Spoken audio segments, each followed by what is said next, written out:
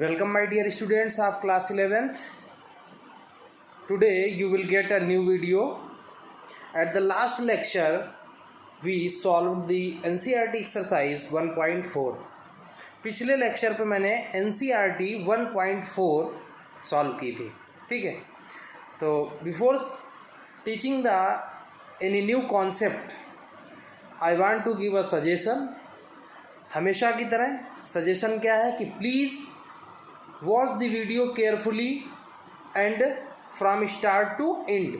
शुरू से लेकर अंत तक आपको वीडियो को देखना है, ध्यान से देखना है. And note everything at your notebook.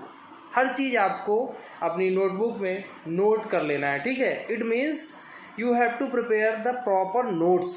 आपको नोट्स बनाने हैं. तो today I want to teach the concept of complement of a set. Complement of a set means किसी भी सेट का कॉम्प्लीमेंट. कॉम्प्लीमेंट क्या होता है किसी सेट का? Complement of set is a very very easy concept. अभी मैं बताऊंगा, आपको यूं समझ में आ जाएगा चुटकी बजाते हुए. Complement of a set. Universal set. Do you know about the universal set? ध्यान करिए, यूनिवर्सल का मैंने मतलब क्या बताया था. जैसे मैंने कहा कि universal set in the reference of prime numbers या in the reference of letters. जैसे कि all the letters, English alphabet के सभी लेटर लिख लिए, तो ये यूनिवर्सल सेट हो गया. अब इसमें हम वोवेल्स लें तो वो भी इसी से निकल जाएंगे, कॉन्सोनेंट्स लें तो वो भी इसी में मिलेंगे. यानी कि वोवेल कॉन्सोनेंट से मतलब नहीं है, मीन्स वो दोनों के दोनों किस में मिलेंगे? इंग्लिश अल्फ़ाबेट के लेटर्स में. तो उस रेफरेंस में जो इंग्लिश अल्फ़ाबेट लेटर्स का जो सेट है वो यूनिवर्सल सेट है, और वोवेल्स और कॉन्सोनेंट वाले जो सेट है वो उसकी क्या है? सबसेट है. तो समझो एक एग्जांपल से. जैसे यूनिवर्सल सेट मैंने लिया ए बी सी डी और ऐसे कहाँ तक? जेड तक. Means A B C D dot dot dot कहाँ तक मैंने लिख दिया? जेड तक. अब हमने ये यूनिवर्सल हो गया. यूनिवर्सल मीन्स मैंने भी आपको बताया जिसमें सब मिल जाए. अब इसका एक सबसेट लिया. ए कोई सबसेट है, A is the subset. Subset means इसी के एलिमेंट है उसमें. A E I O U. This A is also a set but this is the subset of U. Subset क्यों है? क्योंकि इसके सारे एलिमेंट इसमें बिलोंग करते हैं. ठीक, तो ये ए कोई सेट है.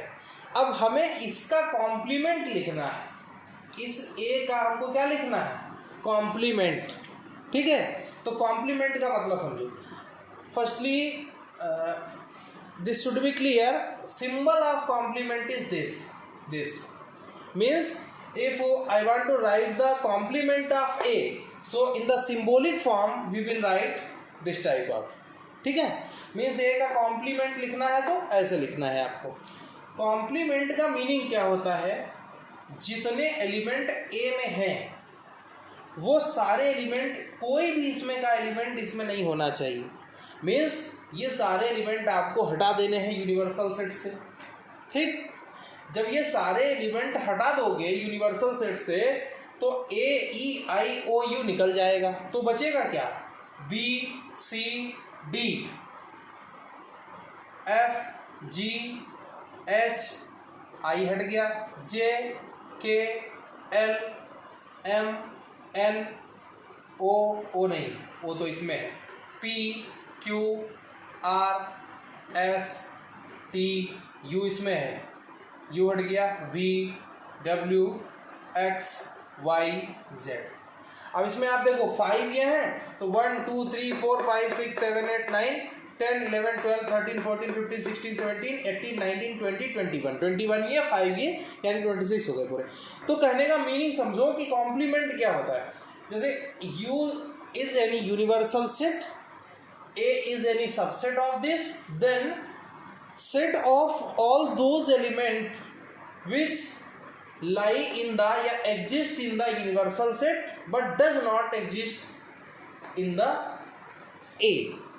मीन्स कोई यूनिवर्सल सेट हमने लिया, उसमें जितने भी एलिमेंट हैं उसका कोई सबसेट है ए, यानी इसमें भी कुछ एलिमेंट है, तो इसका कॉम्प्लीमेंट यानी complement of set A will be the set of all those element which exist in the universal set but not in set A. यानी ऐसे समझ सकते हो, ए का कॉम्प्लीमेंट वो होगा, ऐसे एलिमेंट्स का सेट होगा ए का कॉम्प्लीमेंट जिसमें ए के कोई एलिमेंट ना हो और यू के एलिमेंट हो। अच्छा, ए के जो, इसी को हम देखो दूसरे शब्दों में, अभी मैं इसकी डेफिनेशन बोलूँगा, ये आपको समझा रहा हूँ, ये आपको नोट भले ना करना, एग्जाम्पल में नोट कर सकते हो।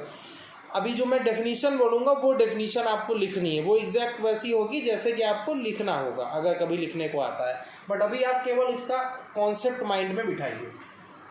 अच्छा, एक चीज़ यहाँ से समझो, ए के एलिमेंट सारे मैंने रिमूव कर दिए यू से, तो जो बचा वो ए डैश हो गया, तो इसको आप ऐसे भी तो लिख सकते हो, complement of A is equal to U. U means इसके सारे सेट, और जब आपने ए का कॉम्प्लीमेंट लिखा तो उसमें से ए के एलिमेंट क्या कर दिए, रिमूव, तो यू में से यानी यूनिवर्सल से ए के सारे एलिमेंट हटा दो, तो जो एलिमेंट बचे उनका सेट क्या कहलाता है, कॉम्प्लीमेंट ऑफ ए। यानी किसी सेट के कॉम्प्लीमेंट को आप ऐसे भी लिख सकते हो, the complement of set A is equal to universal set U minus A. मतलब यूनिवर्सल सेट के सारे एलिमेंट में से जो ए के एलिमेंट है वो हटा दो, तो जो बचे वो क्या हो गए, कॉम्प्लीमेंट ऑफ ए। समझ गए? अब इसी को देखो, इसकी डेफिनेशन कैसे लिखनी लिखेंगे, इफ, अब ये आपको नोट करनी है डेफिनेशन में, किसकी डेफिनेशन में, complement of a set A. लिखोगे, if U is the universal set then and, if U is the universal set and A is any subset of this universal set. यानी U कोई universal set है और A उसका कोई subset है, then the complement of A is the set of those all element of universal set which belong to universal set but does not belong to किसमें, A। क्या इसका meaning हुआ कि यूनिवर्सल सेट के ऐसे, U अगर कोई यूनिवर्सल सेट है और A उसका सबसेट है, तो A का कॉम्प्लीमेंट उन एलिमेंट्स का सेट होगा जो A में नहीं हो बट यूनिवर्सल सेट के एलिमेंट हो। दूसरे शब्दों में ऐसे कह लो कि अगर ए का कॉम्प्लीमेंट लिखना है तो ए के सारे एलिमेंट रिमूव करो, जो बचे यू से उनका सेट। और इसको अल्टरनेटिव ऐसे भी कह सकते हो, A is equal to U minus A, मतलब ये सारे एलिमेंट हटा दीजिए यू से, तो यही क्या बन गया, कॉम्प्लीमेंट ऑफ ए। तो कॉम्प्लीमेंट समझ में आया? एक एग्जाम्पल ऐसे ही जो मैंने बोला, या तो वो लिखना या अपने मन से भी ले सकते हो, एग्जाम्पल लिख देना।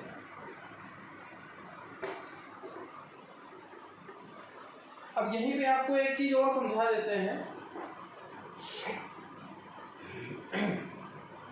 जिन लोगों के पास एनसीईआरटी बुक है यानी ये वाली, वो इसमें से देख भी सकते हैं, समझ भी सकते हैं। मेरा समझाने का मीन्स ये है कि जब आपको टीचर समझाता है तो जो चीज़ आपको देर से समझ में आती है या अच्छे से नहीं समझ में आती है, हम लोगों के बता देने के बाद वो आपको बहुत अच्छे से तुरंत समझ में आ जाता है। तो यहीं पे मैं एक चीज़ आपको और समझा दूँ। पहले तो मैं रोस्टर फॉर्म में कॉम्प्लीमेंट सेट की बात कर दूं।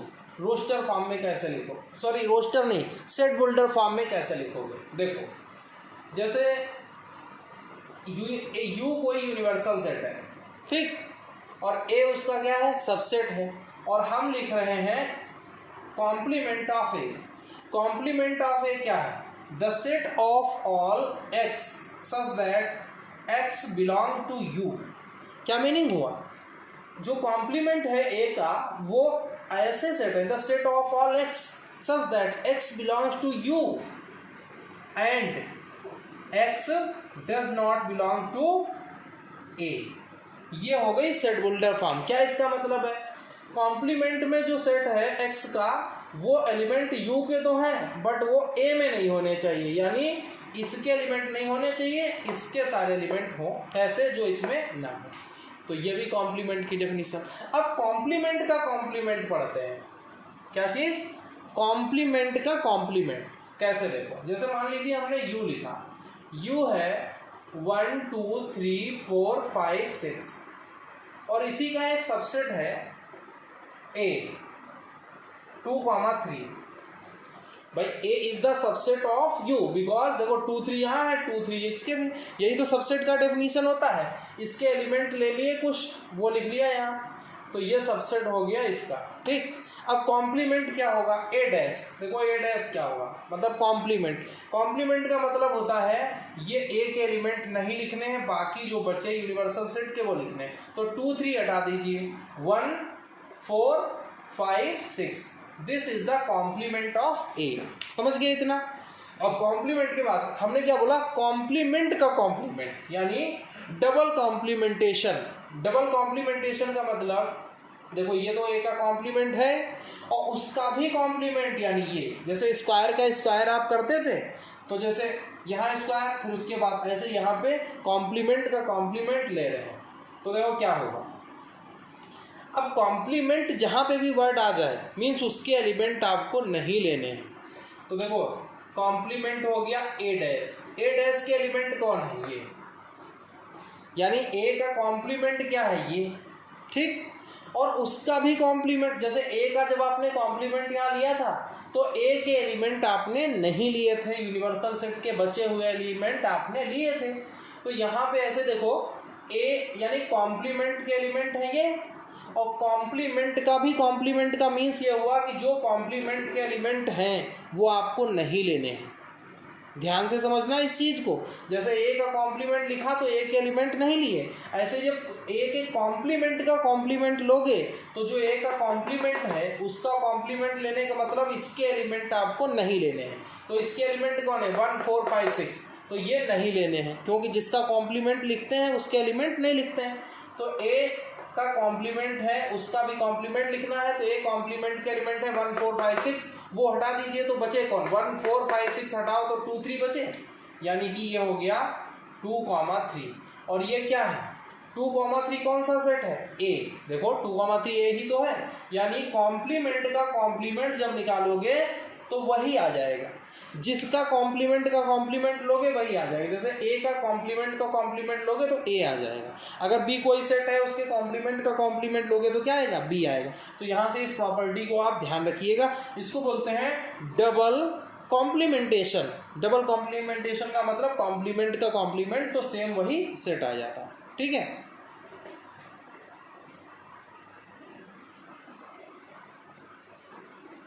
अब यूनियन और इंटरसेक्शन पे कुछ इसी टाइप का देख लेते हैं, मतलब कॉम्प्लीमेंट से रिलेटेड यूनियन और इंटरसेक्शन की प्रॉपर्टीज देखते हैं। जैसे मैं एक एग्जांपल ले रहा हूँ, या जो मैंने अभी लिया था उसी को ले लेते हैं।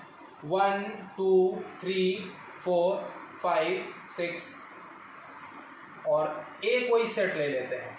अब किसे हम दो सबसेट ले रहे हैं इसके, U is any universal set and its 2 subsets are, इसके 2 सबसेट हैं। मान लीजिए A हो गया 1 3 and B is equal to 5 6। U is the universal set 1 2 3 4 5। अच्छा, ये यूनिवर्सल क्यों बोला जा रहा है, बिकॉज जो इसके जो A B हैं वो दोनों इसमें मिल रहे हैं, तो इनके लिए ये यूनिवर्सल ही तो हुआ। तो 1 2 3 4 5 6 1 3 5 6, these are 2 subsets of universal set because जो इनके एलिमेंट हैं वो इसमें बिलोंग कर रहे हैं, इसलिए these are the subsets किसके, यूनिवर्सल सेट U के। ठीक है, तो अब यहाँ पे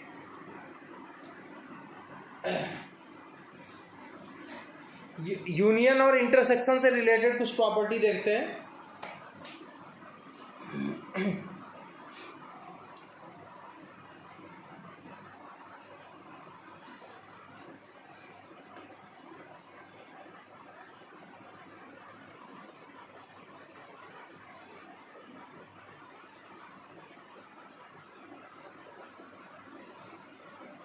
तो यूनियन और इंटरसेक्शन,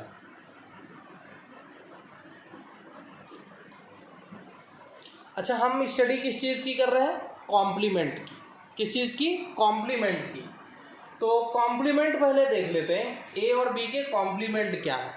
A B के कॉम्प्लीमेंट के बाद देखो ए का अगर आप कॉम्प्लीमेंट लिखें, ए का कॉम्प्लीमेंट अगर आप लिखोगे तो क्या आएगा? ए का कॉम्प्लीमेंट का मीन्स है 1 3 है ए में।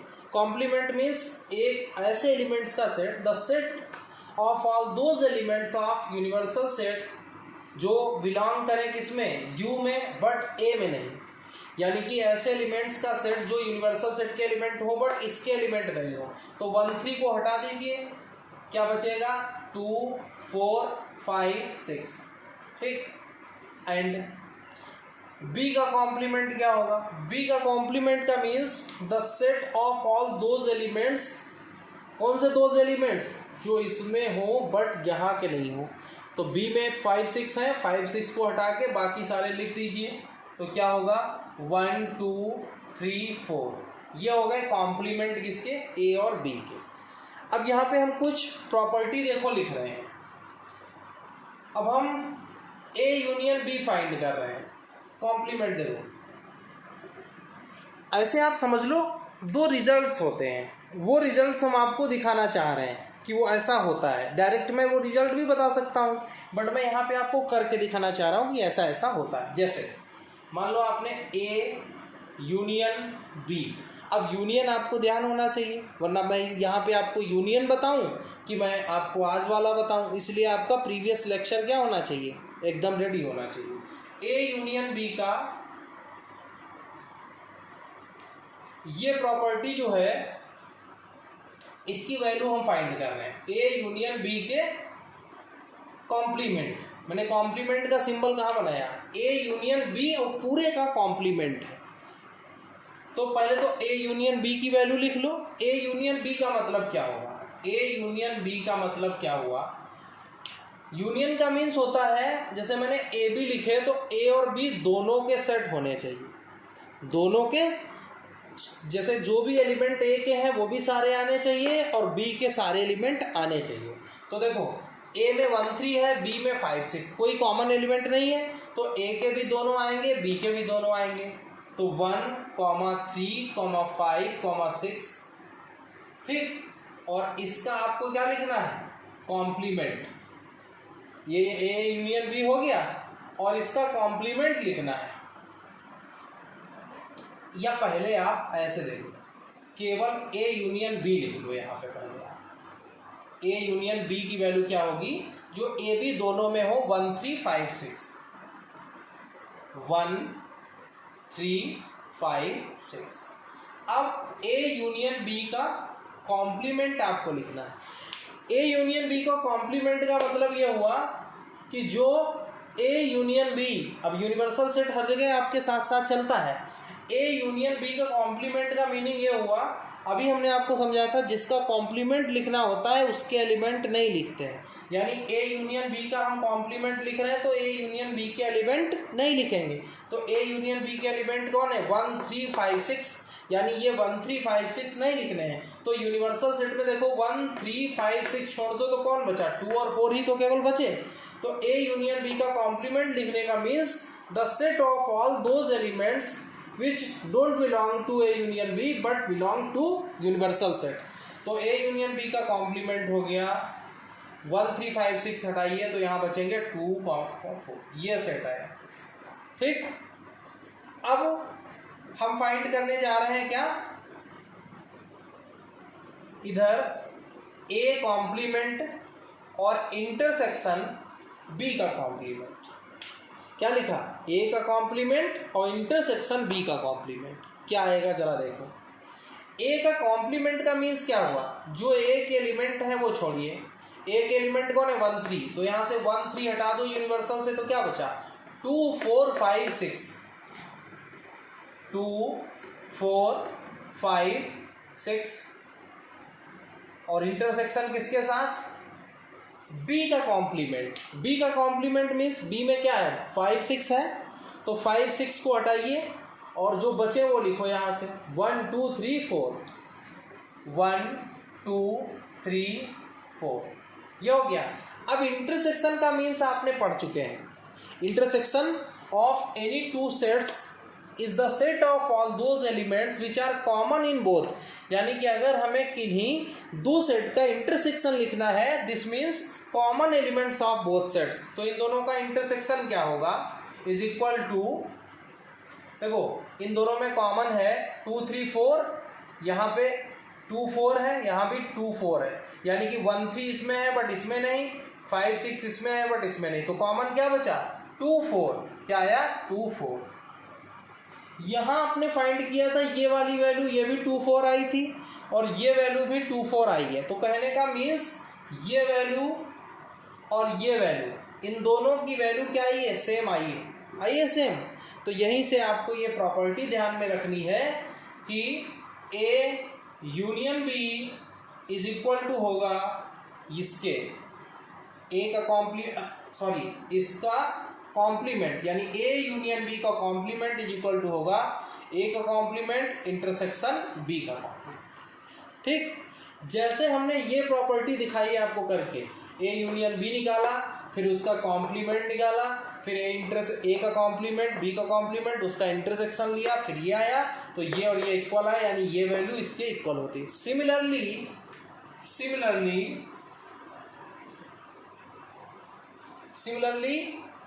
ए इंटरसेक्शन बी का कॉम्प्लीमेंट, जैसे यहाँ पे था ए यूनियन बी का कॉम्प्लीमेंट, ऐसे ए इंटरसेक्शन बी का कॉम्प्लीमेंट इज इक्वल टू होगा ए का कॉम्प्लीमेंट और यूनियन बी का।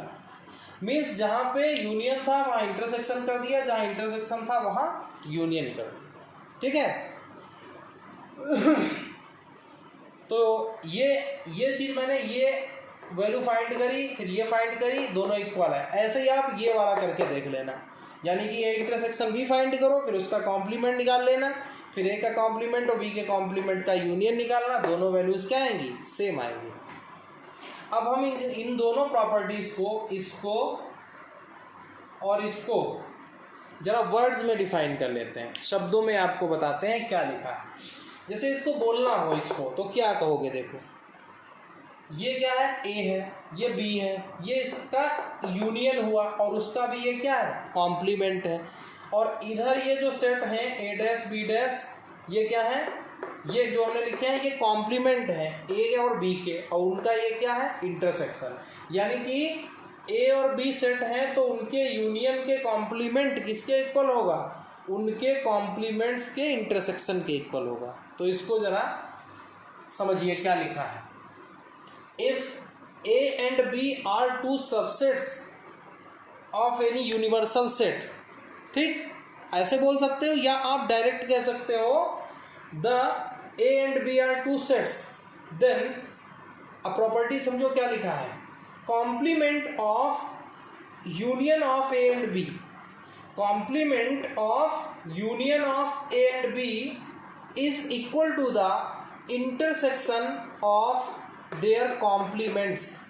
क्या इसका मीनिंग हुआ कि दो सेट के यूनियन का कॉम्प्लीमेंट किसके इक्वल होता है, उन दोनों के कॉम्प्लीमेंट के इंटरसेक्शन के, and the complement of intersection of these two sets is equal to the union of their complements. मैं जो बोल रहा हूँ वो समझ पा रहे, अगर यहाँ पे ध्यान आपका है बिल्कुल, और ये सिंबल, ये इंटरसेक्शन, ये यूनियन, ये सारी चीज़ें ध्यान से देखोगे तो आपको हम जो बोल रहे हैं वो क्लियर होगा। देखो क्या मैं बोल रहा हूँ, the complement of set A and B union, sorry, the complement of union of set A and B is equal to the intersection of their complements. ये देयर वर्ड किसके लिए, ए और बी के लिए है। ऐसे यहाँ पे the complement of intersection of two sets is equal to the union of their complements, यानी किन्हीं भी दो सेट का यूनियन का कॉम्प्लीमेंट उनके कॉम्प्लीमेंट्स के इंटरसेक्शन के इक्वल होता है, और उन दोनों सेट के इंटरसेक्शन का कॉम्प्लीमेंट उनके कॉम्प्लीमेंट्स के यूनियन के इक्वल होता है। ये जो दोनों लॉज हैं, ये इनको कहते हैं, these are called De Morgan's laws. These are called, ये दोनों जो मैंने बताए, कॉल्ड डी मॉर्गन्स लॉज। इनको क्या कहते हैं, डी मॉर्गन्स लॉज। ये डी मॉर्गन्स कौन है, डी अलग है, ये डी मॉर्गन्स कौन है, मैथमेटिशियन हैं एक, इनके नाम पे इनको डी मॉर्गन्स लॉज कहते हैं।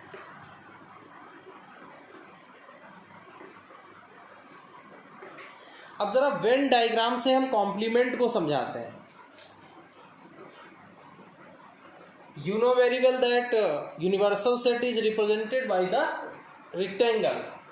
ये U है, मतलब ये पूरा एरिया क्या है, U है। बीच में हमने इतना एरिया रखा, ये A है। और हमें पता है कि A कॉम्प्लीमेंट मीन्स वो एलिमेंट्स होते हैं, A का कॉम्प्लीमेंट में कौन सा होता है, जो A में ना हो और बाकी U में हो।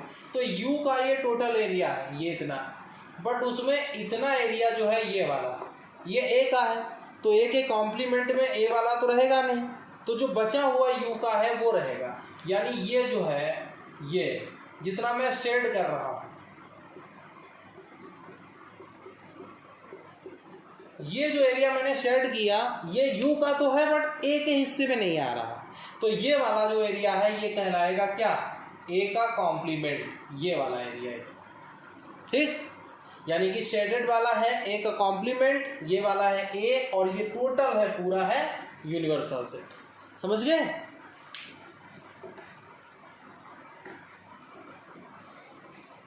तो कुछ लॉज हैं जिसमें से मैंने अभी आपको बताया, कुछ और हैं जो मैं बताने जा रहा हूं। जैसे देखो, सम प्रॉपर्टीज,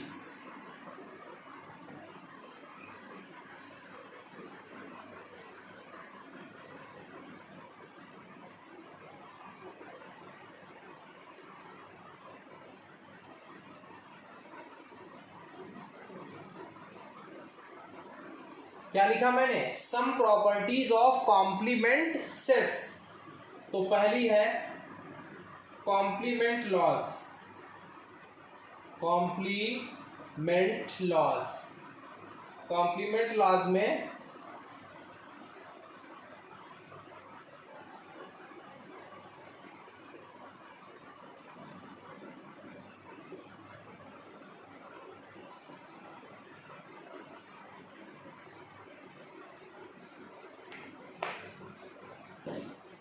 देखो, रटने वाला कोई चक्कर नहीं होना चाहिए। जैसे बुक में ये लिखा हुआ है कि हम आपको some properties of complement sets में मैंने आपको बताया कि कॉम्प्लीमेंट लॉज में आप ऐसे ध्यान कर लीजिए कि A और A' का जो यूनियन होगा वो U हो जाएगा, और A और A' का इंटरसेक्शन फाई हो जाएगा। बट ये तो रटने वाली बात हो गई ना, प्रैक्टिकली आप इसको समझ जाएं कैसे हुआ।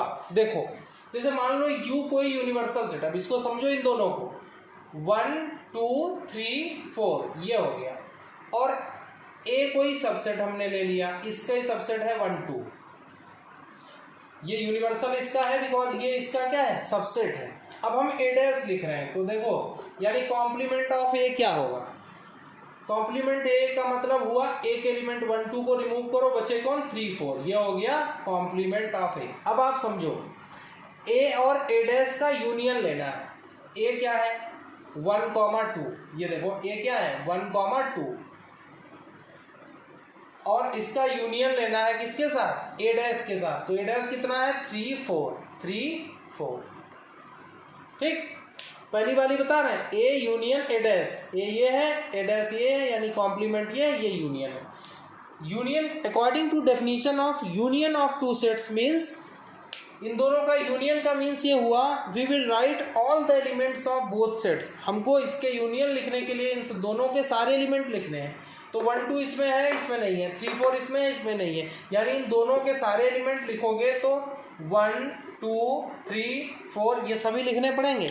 और जब आपने सभी लिखे तो ये हो गया 1 2 3 4, ये कौन सा सेट है, यूनिवर्सल सेट। देखो U आ गया, यानी कि इसका यूनियन किसके इक्वल आया, U के इक्वल, इसीलिए हुआ A और उसके कॉम्प्लीमेंट का यूनियन कितना होगा U। समझ पाए यहाँ से, इसकी वैल्यू देखो U आ गई। अब ऐसे ही देखो, ये समझो A और A' यानी A और कॉम्प्लीमेंट A का इंटरसेक्शन क्या होगा। देखो A है 1 2, A है, A की वैल्यू क्या है 1 2, इंटरसेक्शन ए डैश कितना है 3 4। अब यहां से आप देखिए ए और ए डैश यानी ए और ए के कॉम्प्लीमेंट का intersection of two sets means you have to write all the elements in this set which are common। intersection का मतलब होता है दोनों सेट्स के कॉमन एलिमेंट। तो देखो 1 2 इसमें है, इसमें नहीं है, 3 4 इसमें है, इसमें नहीं है, यानी कि दोनों में कोई कॉमन एलिमेंट नहीं है। तो दोनों में जब कोई कॉमन एलिमेंट नहीं है तो इनका कॉमन एलिमेंट का सेट क्या होगा, ये हुआ। ये मतलब इम्पटी सेट। इम्पटी सेट को क्या कहते हो, फाई। ये इम्पटी इसलिए है क्योंकि इन दोनों के कॉमन कोई एलिमेंट ही नहीं है, तो इन दोनों के कॉमन एलिमेंट्स का सेट क्या हुआ, नो एलिमेंट वाला सेट। नो एलिमेंट वाला सेट का मतलब फाई। इसीलिए ये सेकंड पार्ट है क्या, किसी भी सेट का कॉम्प्लीमेंट से इंटरसेक्शन करोगे तो फाई आएगा। It is clear, I hope it is clear. Book में ये नहीं समझाया गया, केवल ये लिखा हुआ है, तो इसलिए आपको रटना नहीं, समझना। फिर उसके बाद जो आपको सेकंड है डिमॉर्गन्स लॉ। ये मैं नहीं बताऊंगा क्योंकि डिमॉर्गन्स लॉ अभी जस्ट मैंने वो जो ए यूनियन इंटरसेक्शन वाला करके दिखाया था वही था डिमॉर्गन्स लॉ, तो वो तो आप कर ही चुके हैं अभी। डी मॉर्गन्स लॉज, तो डी मॉर्गन्स लॉज में जो मैंने अभी किया था ऊपर ध्यान होगा, ए यूनियन बी का कॉम्प्लीमेंट होता है ए बी, और सेकंड ए इंटरसेक्शन बी, तो ये हो जाता है यूनियन बी। ये दोनों मैंने अभी आपको करके दिखाया था। थर्ड है लॉज ऑफ डबल कॉम्प्लीमेंट है। लॉ ऑफ डबल कॉम्प्लीमेंटेशन, ये भी मैंने अभी आपको दिखाया था। कॉम्प्लीमेंट का कॉम्प्लीमेंट क्या होता है, ए होता है। जैसे ये भी अभी स्टार्टिंग में ही जब मैंने कॉम्प्लीमेंट बताया था, ध्यान रखना वीडियो में, इसी वीडियो में जब मैंने कॉम्प्लीमेंट समझाया था तो कॉम्प्लीमेंट का कॉम्प्लीमेंट दिखाया था करके, एग्जांपल लेके सॉल्व किया था, तो वही आ जाता है सेट। यानी जिसका भी कॉम्प्लीमेंट का कॉम्प्लीमेंट निकालोगे तो वही आ जाएगा। ठीक, इसी को कहते हैं लॉ ऑफ डबल कॉम्प्लीमेंटेशन। और इसके बाद एक है 4 laws of empty set and universal set.